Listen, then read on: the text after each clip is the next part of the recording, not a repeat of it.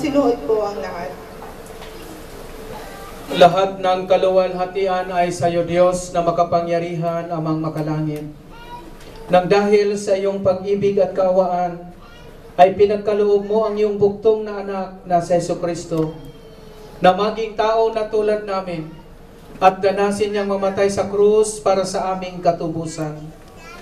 Doon ay kanyang ginawa sa pamamagitan ng minsang pag-aalay ng kanyang sarili, ang isang buo at ganap na hain para sa buong sanlibutan.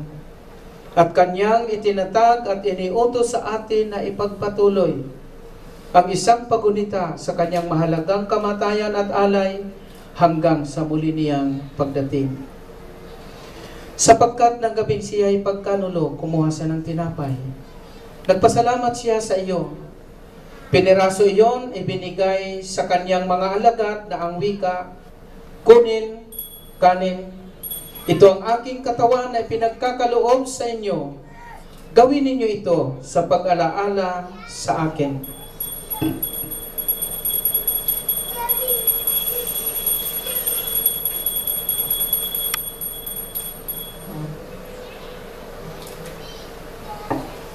Matapos ang hapunan, kinuha niyang kalis, nagpasalamat siya sa iyo. Binigay iyon sa kanyang mga alagad na ang wika, inumin ninyo ito kayong lahat. Ito ang aking dugo ng bagong tipan na ibinubuhos para sa inyo at para sa marami, sa ikapagpapatawad ng mga kasalanan. Kailanman at inumin ninyo ito ay gawin sa pag-alaala sa akin. Magsitayo po tayong lahat.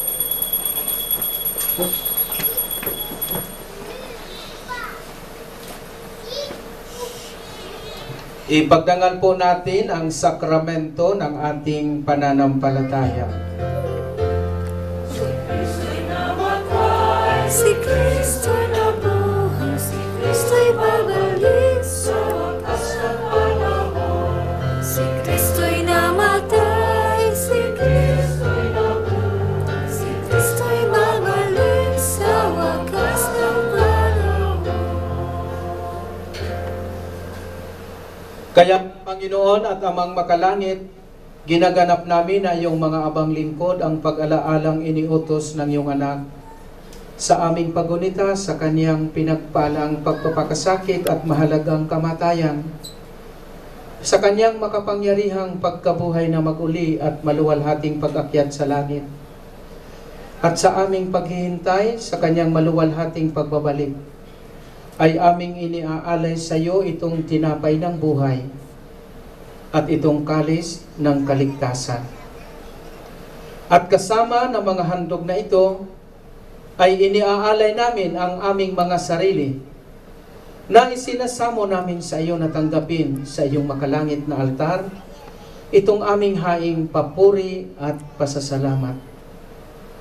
Butihing Ama, sa kapangyarihan ng iyong Espiritu Santo, pagpalain mo po at pakabanalin itong tinapay at alak upang para sa amin ay maging kamahal-mahalang katawan at dugo ng iyong anak na si Jesucristo.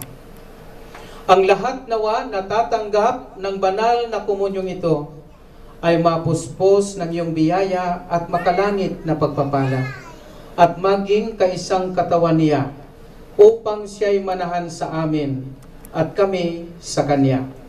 At bagamat kami hindi karapat-dapat na mag-alay sa iyo ng anumang handog, gayon may sinasamo namin sa iyo na tanggapin itong aming tungkulin at paglilingkod sa pamamagitan ni Kristong aming Panginoon, sa pamamagitan niya na kasama niya at sa Kanya na kaisa ng Espiritu Santo, ang lahat ng karangalan, kaluwalhatian ay sa iyo, o Amang makapangyarihan, ngayon at magpakailanman.